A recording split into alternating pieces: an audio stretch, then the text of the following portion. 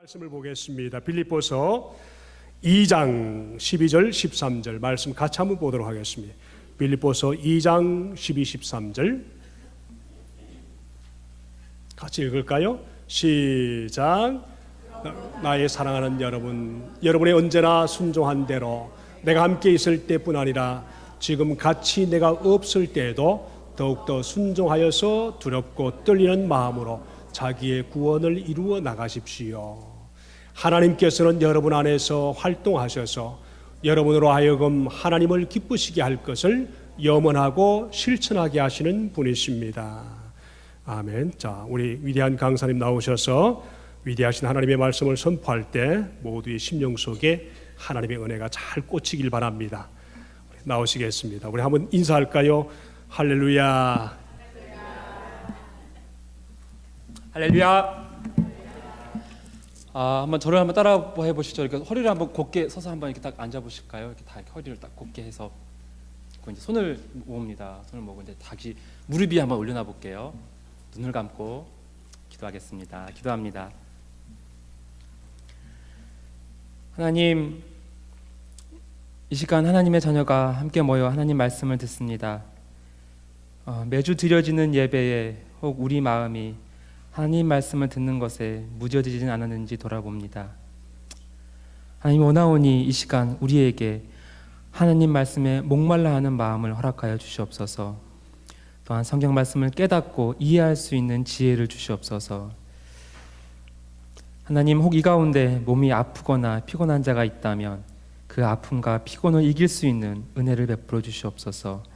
그리하여 육체의 연약함으로 인해 영혼의 양식에서 멀어지지 않게 저희들을 도와주시옵소서.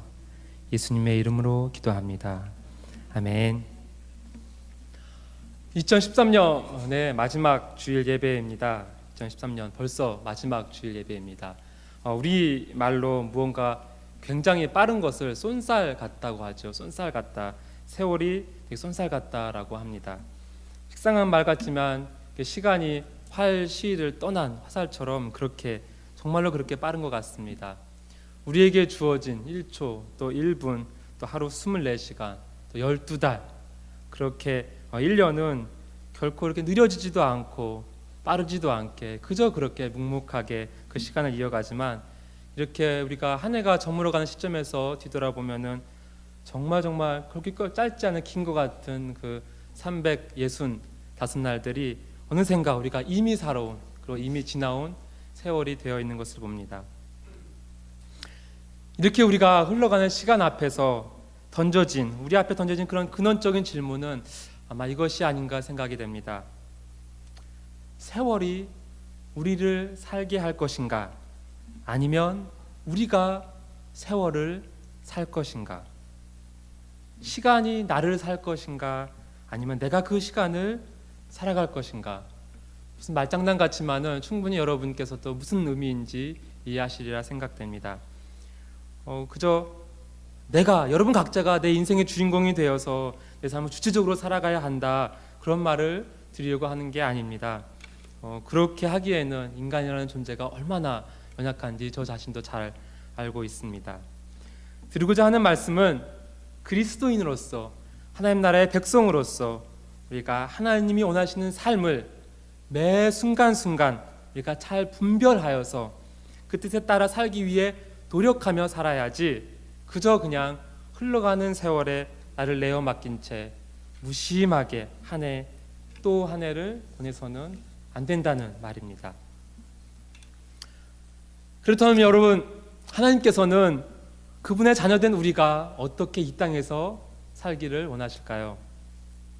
하나님의 백성으로서 흐르는 시간 앞에 우리는 과연 어떻게 살아가야 할까요? 대답은 그렇게 어렵거나 복잡하고 이렇게 아주 어려운 질문이 아니라고 생각합니다. 그 대답은 지금까지 여러분이 교회에 출석하시면서 예배당에 오시면서 매주마다 들었던 그 말씀들을 교회 성도로서 각자의 삶의 자리에서 그대로 실천하는 것, 바로 그것이라고 생각합니다. 오늘 그 진리를 바울 사도가 다시 한번 우리에게 각인시킵니다. 그리고 그리스도인으로서 마땅히 살아야 할 삶의 태도를 우리에게 말합니다.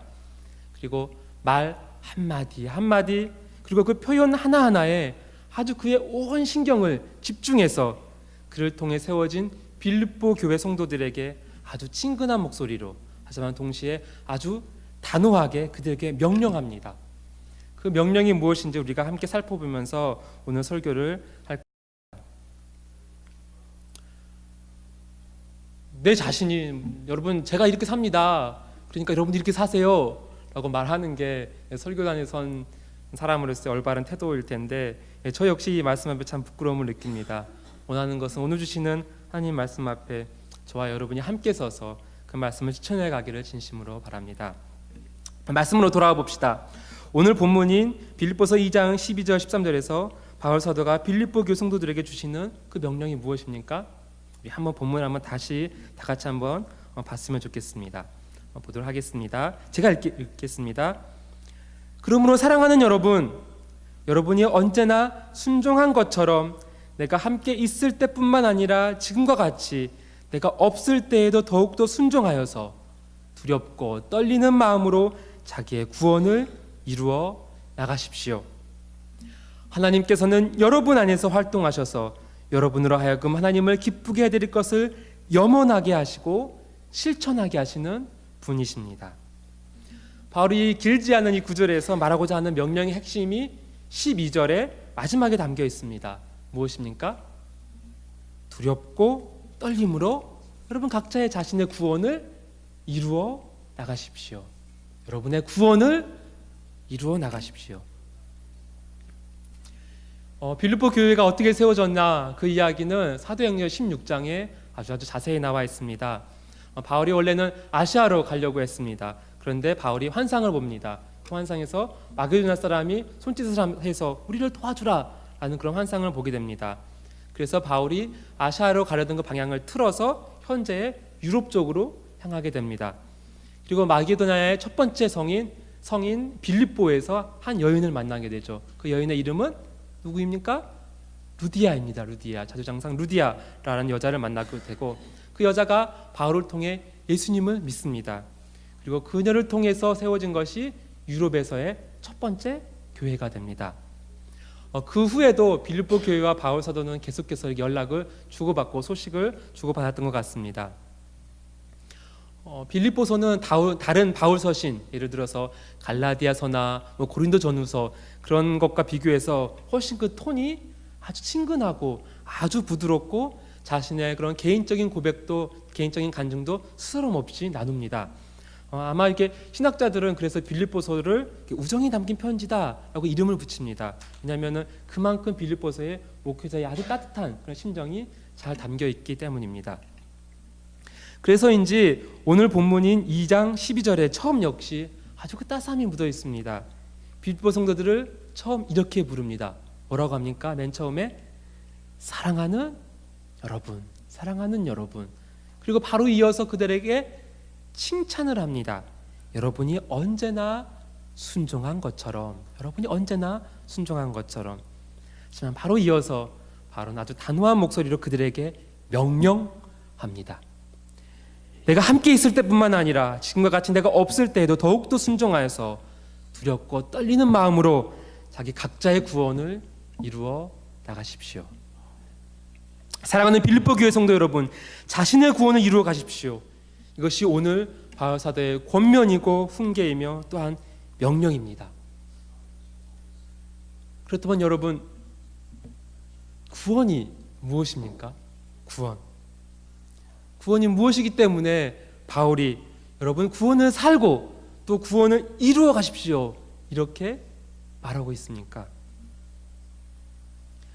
우리가 흔히 구원을 그냥 우리가 생명이 다해서 죽으면은 천국 가는 그러한 티켓 정도로 생각할 수가 있을 것 같습니다. 하지만 이것은 구원에 대한 아주 심각한 오해입니다.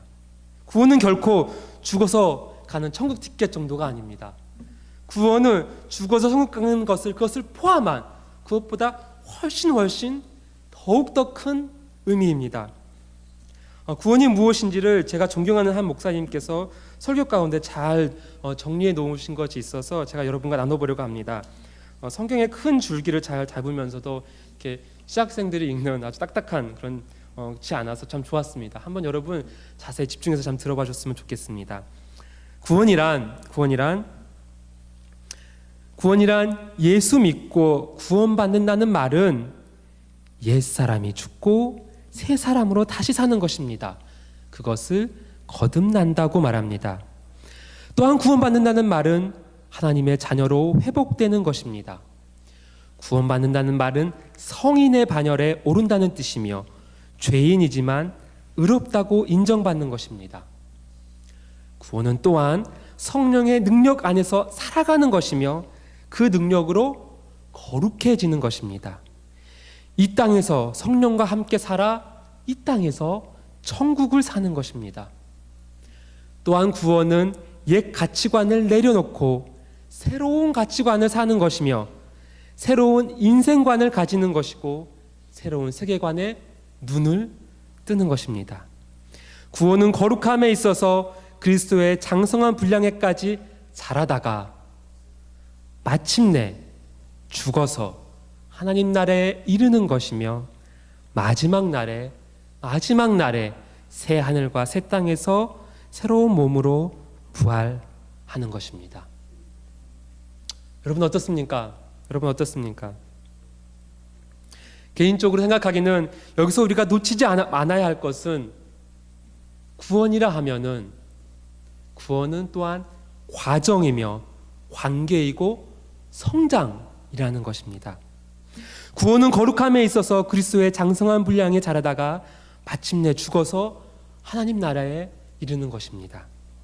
그러기에 구원이 마치 내가 그냥 믿음이라는 동전을 딱 넣으면은 구원이라는 천국 티켓이 딱딱 하고 나오는 것 정도를 생각해서는 안 됩니다.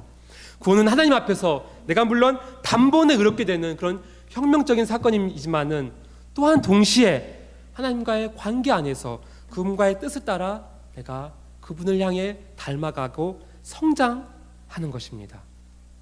그렇기 때문에 바울이 오늘 말하는 여러분 구원을 이루십시오 라는 그 말은 정말로 합당한 말입니다. 그렇지만 이렇게 바울이 여러분 구원을 이루십시오, 구원을 이루라 라는 이 명령이 그저 아무런 앞뒤 없이 아무런 맥락 없이 빌립보 교회 성도들에게 주어지는 것은 아닙니다. 바울은 어떻게 우리가 구원을 위해서 힘써야 하는지 또 구원이 어떠한 가치가 있는지를 오늘 본문의 바로 앞부분에서 이야기합니다. 그것도 그냥 하는 것이 아니라 아주 아름다운 찬양으로 이야기합니다. 12절 바로 앞절인 6절부터 11절이 바로 그것입니다. 예수님이 어떠한 분이신지를 그 찬양에서 아주 웅장하고 화려하게 노래합니다. 이것은 또한 찬양이며 기도입니다. 세번역 성경으로 제가 한번 읽어보겠습니다. 여러분이 가진 성경으로도 한번 따라하면서 다 눈으로 따라하면서 같이 보셨으면 좋겠습니다. 2장 6절입니다. 6절 빌립보서 2장 6절. 그는 하나님의 모습을 지니셨으나 하나님과 동등함을 당연하게 생각하지 않으시고 오히려 자기를 비워서 종의 모습을 취하시고 사람과 같이 되셨습니다. 여기서 그는 예수님입니다. 그는 사람의 모양으로 나타나셔서 자기를 낮추시고 죽기까지 순종하셨으니 곧 십자가에 죽기까지 하셨습니다. 그러므로 하나님께서는 그를 지극히 높으시고 모든 이름 위에 뛰어난 이름을 그에게 주셨습니다. 10절입니다. 그리하여 하늘과 땅 위와 땅 하나에 있는 모든 것들이 예수의 이름 앞에 무릎을 꿇고 모두가 예수 그리스도는 주님이시라고 고백하여 하나님 아버지께 영광을 돌리게 하셨습니다. 그럼 문장이 참 화려하지 않습니까? 악기로 치면은 아주 그냥 웅장한 파이프 오르간 같습니다. 하지만 여러분 이 아름다운 찬양은 단순히 여기서 예수님을 높여드리고 그분이 어떠한 분이신지를 우리에게 말하려고 바울이 이곳에 기록한 것이 아닙니다. 바울이 이 찬양을 기록한 이유가 5절에 나와 있습니다. 5절에서 말하죠. 여러분 2장 5절입니다. 여러분 이 안에 이 마음을 품으십시오. 그것은 곧 그리스도 예수의 마음이기도 합니다. 이렇게도 번역할 수 있습니다. 여러분은 이런 태도를 가지십시오. 그것은 곧 그리스도 예수께서 보여주신 태도입니다. 그리고 앞에서 읽었던 6장 6절부터 12절까지 찬양시를 하는 것입니다. 이 찬양을 기록한 이유는 우리에게 예수님께서 품으신 그 마음과 그 태도를 본받고 그대로 하라는 것입니다. 하나님이신 예수님께서는 당신을 한없이 낮추셨습니다. 어느 자리에까지 낮추셨습니까? 십자가에 죽기까지 그렇게 자기를 낮추셨습니다. 당시에 가장 잔인한 사형 방법, 인간으로서 당하는 가장 수치스러운 그런 고통스러운 방법인 십자가에 죽기까지 그렇게 자기를 낮추신 것입니다. 바로 그 순종의 예를 바울은 먼저 말하고, 순종이라는 같은 단어를 12절에서 두 번이나 반복하며 빌립보 성도들에게 예타는 심령으로 명령하고 있는 것입니다. 12절에서 말하죠. 내가 함께 있을 때뿐만 아니라 지금과 같이 내가 없을 때에도 더욱더 순종하여서, 복종하여서 두렵고 떨리는 마음으로 자기의 구원을 이루어 나가십시오. 여기서 여러분, 제가 질문을 하나 드립니다. 여러분, 구원이 공짜입니까? 구원 공짜입니까? 공짜입니까? 여러분, 그렇습니다. 구원은 free, 공짜입니다. 예수 그리스도의 십자가 사건, 즉 복음은 로마서에서 말하는 것처럼 모든 믿는 자에게 구원을 주시는 하나님의 능력입니다. 믿기만 하면 됩니다. 그러나 그 구원이 아무 값이 없기 때문에 주어지는 그 이유, 그 공짜인 이유가 무엇입니까? 구원이 너무나도 싼 값이기 때문에, 너무나도 가치가 없어서 그러기 때문입니까? 아닙니다. 오히려 정반대입니다. 구원이 공짜인 이유는 그것이 아무 가치가 없어서가 아닙니다. 내가 그저 의미 없이 던지는, 혹은 그냥 순간의 감정에 따라서 내가 믿겠습니다, 내가 믿을게요, 그런 말 한마디로 구원이 주어지는 것이 아닙니다. 구원이 아무 값 없이 우리에게 주어지는 그 이유는 그것이 오히려 너무나 큰 가치이기 때문에, 도저히 내 힘으로는, 우리 힘으로는 감당할 수 없고 얻을 수도 없고 감히 생각할 수도 없는 그런 큰 값어치이기 때문에 공짜입니다. 그리고 그 귀한 것을 우리 힘과 능력으로는 도저히 얻을 수 없어서 하늘아버지의 사랑이 우리를 긍휼히 불쌍히 여기셔서 값없이 우리에게 주신 것입니다. 구원의 값을 매길 수 없을 만큼 비싸고 가치 있기 때문에, 도저히 그것의 값을 매길 수 없기 때문에 그것이 공짜인 것입니다. 여러분, 구원의 값은 우리가 모두 알듯이 예수 그리스도의 피입니다. 구원의 값은 예수님의 피입니다. 그 앞에서 우리는 그저 하나님, 죄인인 나를 용서하소서, 하나님 나를 긍휼히 여겨주소서, 그런 통곡의 몸부림밖에 할 수 없는 존재들입니다. 도저히 우리 힘과 능력과 존재로는 얻을 수 없기에 하나님께서는 은혜라는 그 귀한 사랑으로 우리에게 값없이 주시는 것이 구원입니다. 그런 의미에서 구원은 공짜입니다. 이것이 바로 예수님께서 자기 몸을 들여 우리를 사시고 새롭게 태어나게 하시면서 하나님 나라의 백성으로 삼아주신 구원의 귀하고 귀한 가치입니다. 성도 여러분, 예수님께서 베푸신 그 귀한 구원의 가치를 우리가 잊어서는 안 될 것입니다. 그렇다면 값을 매길 수 없는 그 선물을 받은 우리가 마땅히 해야 할 것이 있습니다. 무엇을 해야겠습니까? 그것은 나를 사랑해 주신 그분의 뜻을 따라서, 이제는 내게 감당할 수 없는 선물 허락하신 그분의 뜻을 따라서 우리가 매 순간순간 살아가는 것이 아니겠습니까?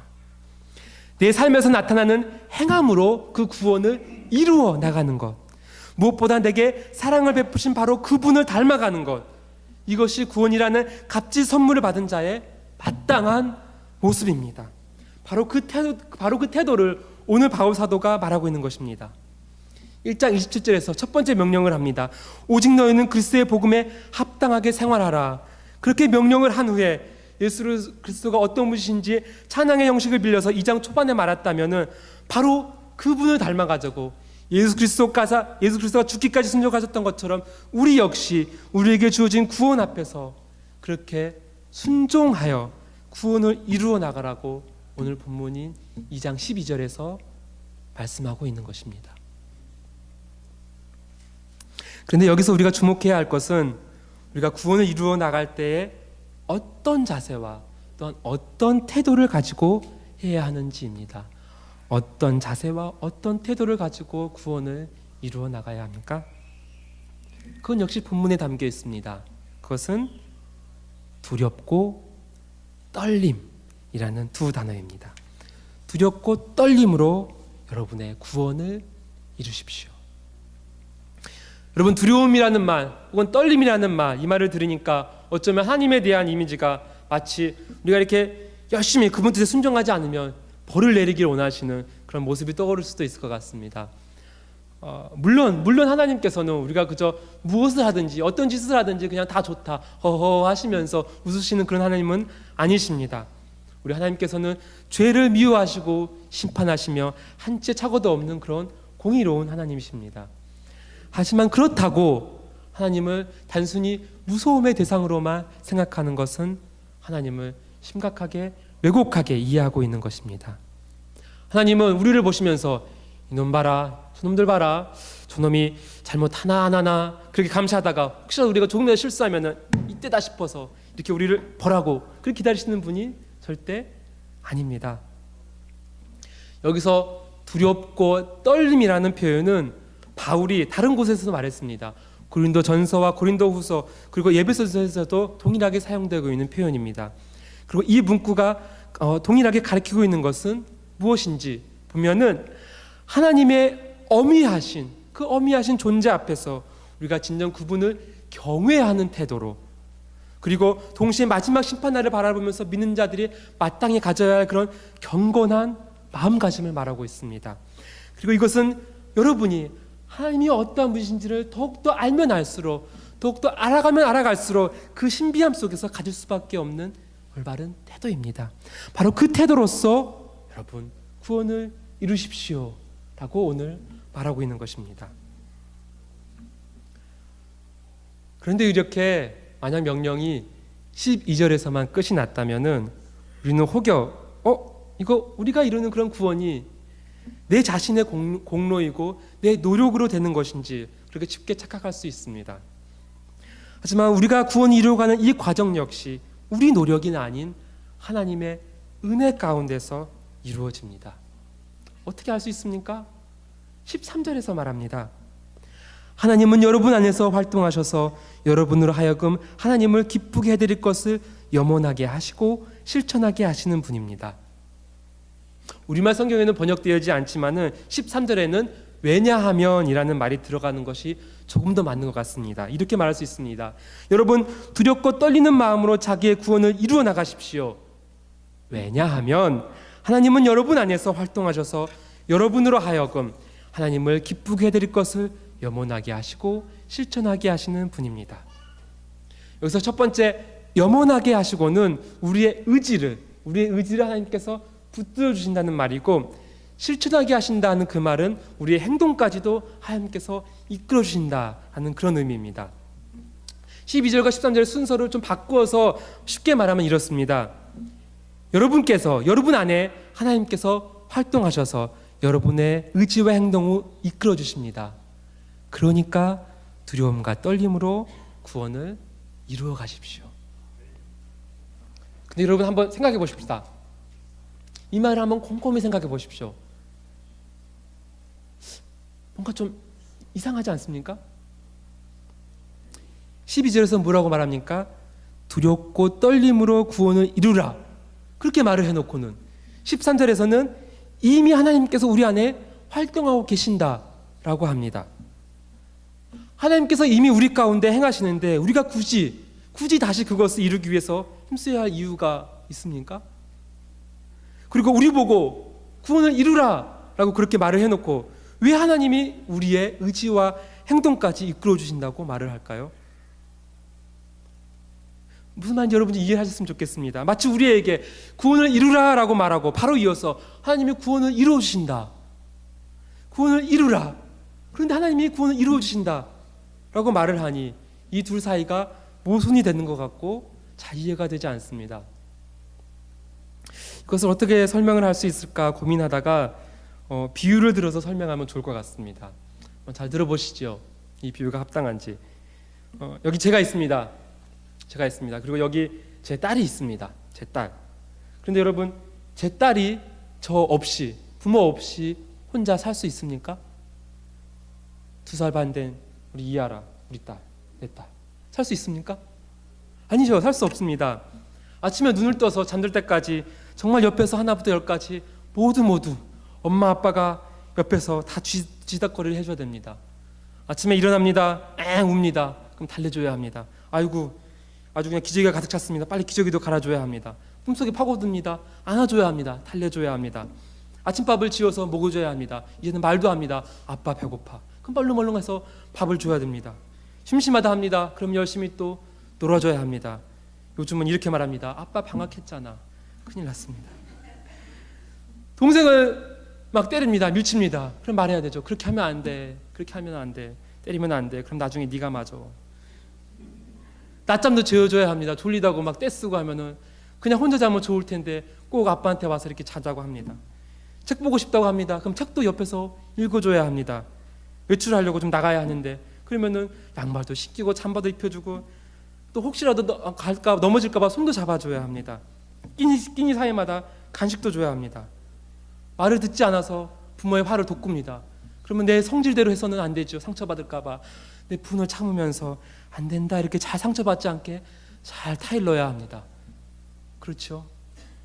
제 딴에는 열심히 2년 반을 키운 것 같은데 아직 혼자 할 수 있는 게 정말 아무것도 없습니다. 아무것도. 그렇다면 여러분, 정말 제 딸은 아무것도 안 해도 됩니까? 그리고 사실 지금 아무것도 하고 있지 않습니까? 엄마 아빠가 다 해주니까 그냥 그것만 믿고 가만히 있으면 됩니까? 그렇지 않죠. 그렇지 않습니다. 제 딸 역시 그 역시 엄마 아빠의 딸로서 마땅히 자녀의 역할을 감당해 나가야 합니다. 열심히 밥을 엄마가 지어서 주면 밥을 편식하지 않고 먹어야 합니다.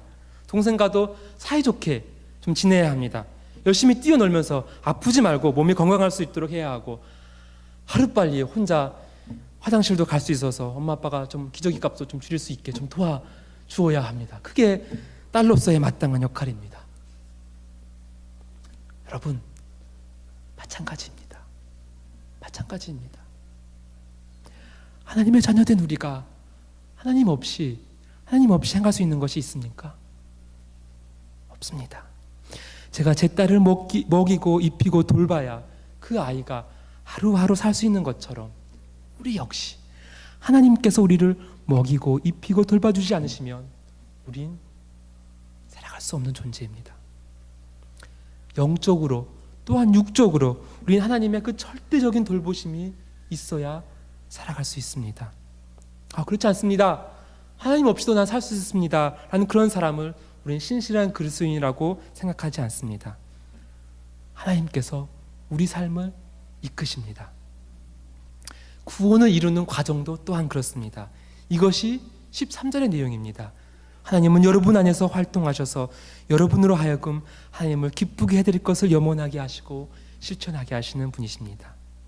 하지만 동시에 우리 역시 하나님을 아버지로 모신 자녀로서 그분의 뜻에 맞게 살기 위해 힘써야 합니다. 마치 제 딸과 아들이 엄마 아빠의 자녀로서 해야 할 일을 하고 성장해야 하는 것처럼 우리 역시 하나님의 자녀로서 그분의 뜻에 맞게 살아가야 합니다.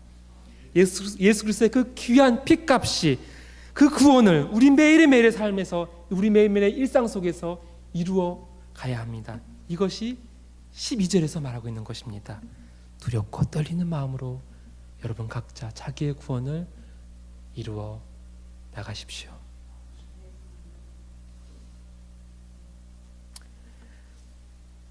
여러분, 어쩌면 우리는 진정한 구원의 진정한 가치를 잃어버린 시대에 살고 있는 것은 아닌지 생각됩니다. 아니, 어쩌면은 모든 역사 속에서 그 가치는 한 번도 제대로 인정받은 적이 없는지 모릅니다. 예수님을 믿지 않는 사람에게는 어쩌면 당연한 것입니다. 예수님과 아무런 상관이 없기 때문입니다. 그런데 문제는 예수님을 믿는다고 고백하는 성도들이 모인 교회 안에서조차 그 구원의 소중함이 외면당하고 있는 것은 아닌지 우리 함께 돌아보기 원합니다. 예수님께서 우리에게 베풀어 주신 그 구원의 길을 모른 척하고 먹고 사는 일에만 파묻혀 그것에만 우리가 매달려 있지는 않은지요. 먹고 사는 일이 중요하지 않다, 그 말이 아닙니다. 그러나 그것보다 더 중요한 것이 있습니다. 예수 그리스도의 보혈 앞에 우리 전 존재를 씻김 받아서 그 안에서 살아가는 것, 바로 그것입니다. 그것이 무엇보다도 그리스도인으로서 마땅한 첫 번째 우리 삶의 주제가 되어야 합니다. 혹시 이 가운데 나는 예수님을 향한 열심이 있다고 마음속에, 마음 깊은 곳에서 은연중에 생각하고 계신 분이 있는지 모르겠습니다. 그분들에게 감히 말씀드립니다. 어쩌면 우리가 이름만 예수님을 걸어놓고 정작 우상을 섬기고 있지는 않은지 두려운 마음으로 돌아보기 원합니다. 자기 마음도를 정해놓고 상상하고 예배하는 자기만의 예수, 자기만의 하나님, 자기만의 성령님, 그것은 어쩌면 우상이라는 또 다른 이름일 수 있습니다. 그리스도 예수님과 누리는 온전한 교제 없이, 온전한 교제가 없이 그저 이런저런 교회 일에 매달려 그 열심에 내 신앙을 스스로 속이고 있지는 않은지 돌아보기 원합니다. 설교를 마치려고 합니다. 여러분께 묻습니다. 여러분은 진정 구원된 자들이십니까? 아니면 구원되었다고 스스로 자위하면서 정작 그것과는 아무런 상관없이 살아가고 있지는 않습니까? 저 개인적으로도 참으로 두렵고 무거운 질문입니다. 하지만 올해가 가기 전 우리 모두가 이 질문 앞에 머물렀으면 합니다. 그래서 세월이 우리를 살게 하는 것이 아니라 우리가 예수 그리스도 앞에서 세월을 살아가기 원합니다. 우리의 마지막 끝자락에 우리에게 들려주시는 하나님의 명령을 우리 모두가 기억하기를 바랍니다. 사랑하는 여러분, 부디 예수 그리스도의 순종을 본받아 두려움과 떨림으로 여러분 각자의 그 구원을 이루어 나가십시오. 하나님께서 여러분 안에서 일하고 계십니다. 기도하겠습니다.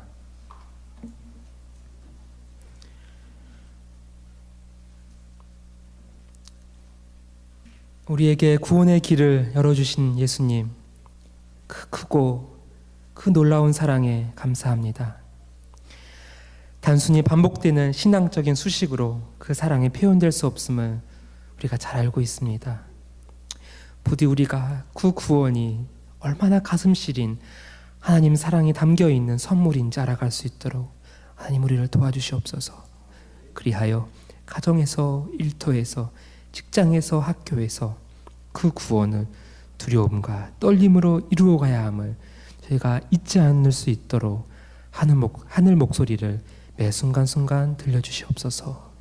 예수님의 이름으로 기도합니다. 아멘.